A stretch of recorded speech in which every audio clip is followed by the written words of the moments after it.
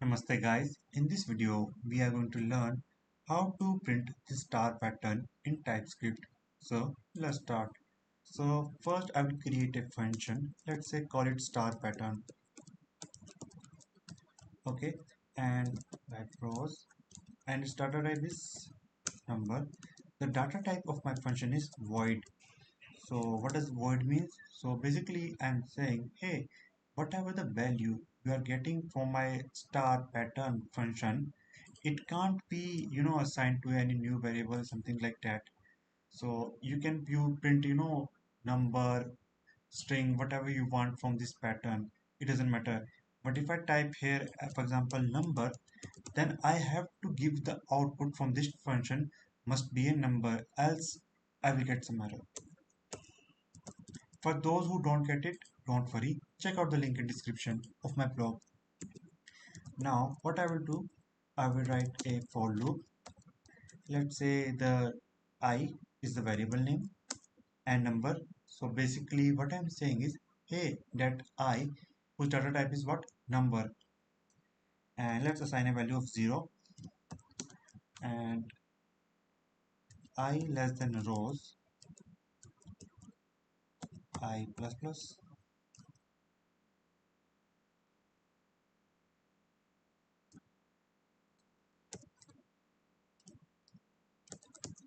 Now I will type that pattern whose data type is what? String. Let's store our string. Now create another pattern on the for loop whose data type is whose variable is j and data type is what? Number equal to 0,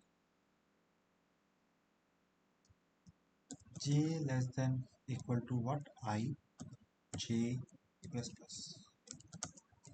Let, not let, pattern plus equal to star space. And I want to print this console.log print what? Pattern. Now let's create a variable. Let's say let uh, rows whose data type is what? Number equal to 5, and I will type star pattern and give it rows. Press Ctrl S. Now let's use TSC pattern 1 to convert this TypeScript code into JavaScript. Now to run this I will type node pattern1.js. Sorry, my bad spelling mistake. Notice it is working. If I go to my JavaScript code, you can see that data type is not here. So what I have done is I have first converted into JavaScript, then run it. Now I'm sure that some people might not able to get it. How does it works and etc. Don't worry. Now we will see how does this code work. So you can see that I have two for loops. Okay. So this is for loop 1, for loop 2. Assume that 0, 1, 2, 3, 4, 0, 1, 2, 3, 4. When the first for loop runs, so basically this is my row. Okay, when the first for loop runs, what is doing? It is printing pattern. Does it print anything? No, because there is nothing there. It's an empty string. Now in this for loop, there is another for loop. Now this for loop contains something called star. So what is the value of j? It is 0 because our loop start from 0. If j value must be equal to what? J less than equal to I and j plus plus. And so after this command it will print what? Star. Okay. Now when this command execute, when this command rerun, it will see, hey, its I value is equal to or greater than or less than. So as you can see, if this for loops run again, so j will become 1. But this value, this will not satisfy this one. So that is the reason it will stop. Now this for loop will run. So what will be the I this one time? 1. Okay, and this time it will go to this. Just try to remember this thing.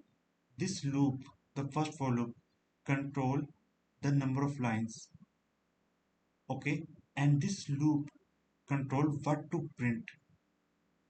So you can say the first for loop control your rows, and the second for loop control your columns. Okay, so when the when this the first when the I value is 1, it will be here. Now let's see what will happen. J counting start from 0, so it will print first star, print first. Okay, now it will, now this value will what, is 1. Is j value is less than 1? Yes, so it will print this one. Now it will run again. Now this value will become 1, and j value is equal to 1.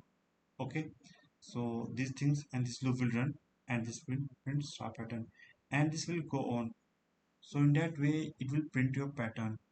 So I hope you guys learned something from this video. If you have any doubts and queries, feel free to ask and give me your constructive feedback so that I can create more and better videos. Thanks for watching and have a great day. Namaste.